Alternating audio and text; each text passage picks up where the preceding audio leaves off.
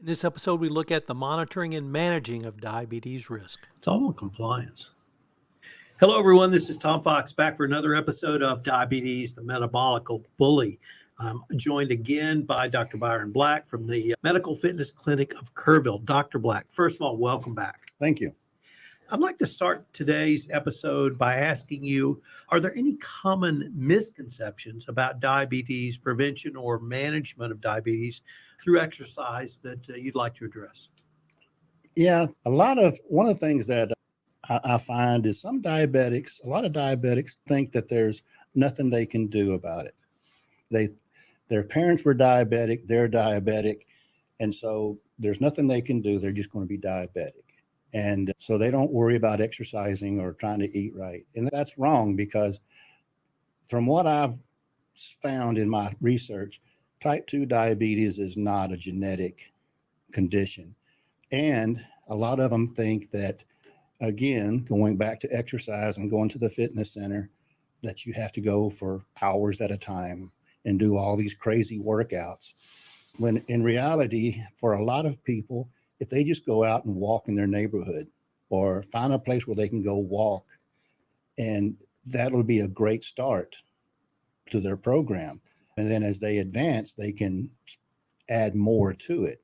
They don't have to do these crazy workout programs and do it 7 days a week.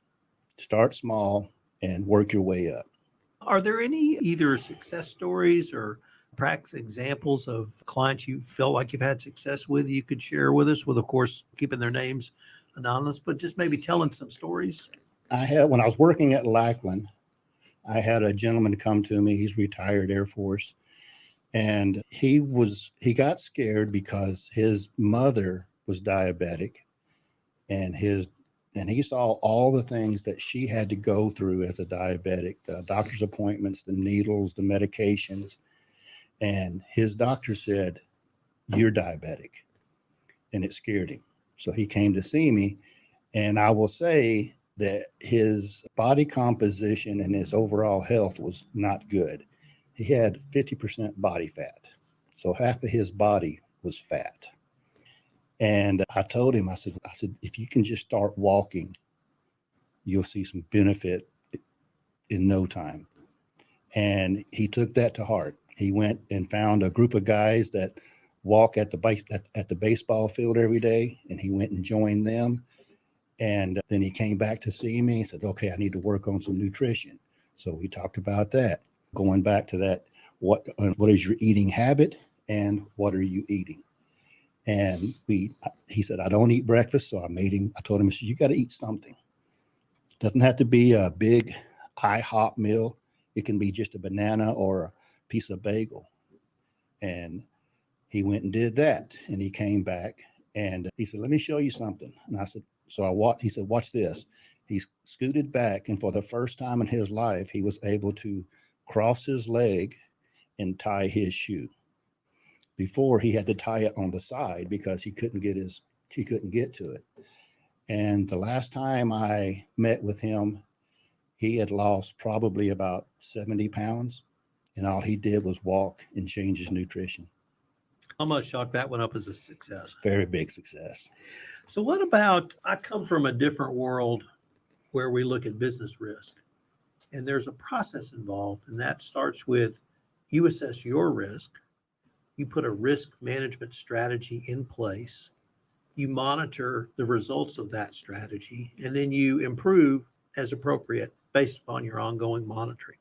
So I'd like to use that to introduce the role of monitoring, first of all, assessment, and then monitoring, and then changing or adapting based upon the results of the monitoring. Does that sort of describe the process you and your clients go through? Absolutely. First thing we do with our clients is we do what I consider a really comprehensive assessment. I got to find out where you're at before I can start making your programs. I don't want to overdo it, but I don't want to underdo it. I want to start a program that works right where you're at. And we do that. We'll do that assessment, which includes walking, strength, body composition, and metabolic rate. And then in 3 months, after you've done your program for 3 months, we'll repeat it and we'll see what kind of progress you have. And from there, we'll change goals and change programs to make sure that maybe we didn't get quite the improvement in one area that we were expecting. So we look at the program and change it up a little bit. And then in 3 months again, we'll do the same thing and keep working that to get you toward the healthy lifestyle. Let me turn to you now, because in my world of legal and regulatory compliance, things are changing on a fairly regular basis. My sense is in the world you live in, and that's lots of different worlds. That's a medical, although you're not a medical doctor. It's a dietary, although you're not a dietitian. It's things are changing and evolving. How do you keep up with the current research? That's difficult. There's in the fitness world, there are several certifying bodies that we use: the American College of Sports Medicine, the National Strength and Conditioning Association, the National Academy of Sports Medicine, and then just other universities and hospitals are doing all this research and putting it out there. And you can find an answer to just about anything you need by simply going to these websites. And now you have to be able to look through the fluff, but you can find some great information on the latest technology and the latest findings that's out there. And so that's what I do. I just do a lot of research through some of the big certifying bodies in hospitals and universities. It strikes me that we talked about in an earlier podcast, the over 65 population of the county we live in. But it strikes me as, do you see a time down the road where a high school or a college might employ someone like you who, when either athletes are assessed or just regular civilians, that they could incorporate your strategies, tactics, and techniques if they have they're prone, red flags appear, as a preventative measure rather than you having to come in after someone's been diagnosed? I would see my profession as a clinical exercise physiologist working in the medical field closely.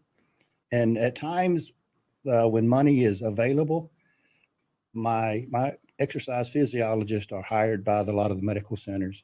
But once money gets tight, they're one of the first ones to be let go. And I think one of the biggest reasons, or one of the biggest holdbacks of a clinical exercise physiologist being able to do more is the fact that, one, we're not licensed. So we can't bill third-party insurances. So everybody that comes to us has to pay out of pocket. And that's a big holdback for a lot of people. So if we could ever get it to the point where we're able to get a license and start charging third-party insurance, it would really go a long ways to helping people. Would that be an industry certification or more like a state license? State license, and Medicare would have to add us to their list of providers that can charge them. And typically what Medicare lists, the other third-party insurances will list as well. So it would have to be licensing at a state level, but have Medicare at the federal level. You mentioned some of the resources that are available to a professional like yourself to really answer any question. What if someone came to you and they'd just been diagnosed, thought they might be, or perhaps a parent who wanted to research for their children?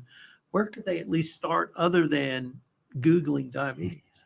I'd go to Google and look up some of the major institutes like Johns Hopkins and places like that and see what they have on it. And when I would look for books, I would find books that had research in them. A lot of people will write books on how they lost weight or how they did something, and that just may not work for you. What they did may not be a good program, because our fitness, our health needs, our physical needs, and our nutritional needs are as unique to us as our thumbprint. And so what you do to keep your health going may not work for me, and it may not work for Andrew. So you have to really read through everything and find out, is research backed? If I write a book about diabetes, it's going to be full of research articles that I went and read. I don't want it to be my opinion. I want it to be data. I want it to be truth. I'm going to give you a soapbox here, and I want you to talk to the medical profession about the benefits of incorporating exercise into a diabetes prevention or management program. If you had the chance to talk to physicians, what would you tell them? I would tell them to refer their people over to me, refer their patients to me so I can help them with the improving their lifestyles. Anytime you read about diabetes and you read about medications and diets and everything, there's always a little line somewhere that says include exercise and good nutrition. But that's not really focused on it. It's always the medications. I would tell them, refer your people to me. Let me help them. And if our listeners wanted any more information on you, or to contact you directly, or to find out about the medical fitness clinic of Kerrville, where would be the best place or places for them to go? They can come by Peak Fitness at 1337 Bandera Highway and see me there, or they can call me or text me at 210-569-4129. Email me at byron@mfcok.com, or go to my website, www.mfcok.com. Dr. Black, I thank you for taking the time to visit with me, and I look forward to continuing our conversations. Thank you. This is Tom Fox again. I hope you've enjoyed this episode of Diabetes, the Metabolic Bully. If you've enjoyed this episode, I hope you'll subscribe, rate, and review wherever great podcasts are listened to. Diabetes, the Metabolic Bully is a production of the Texas Hill Country Podcast Network.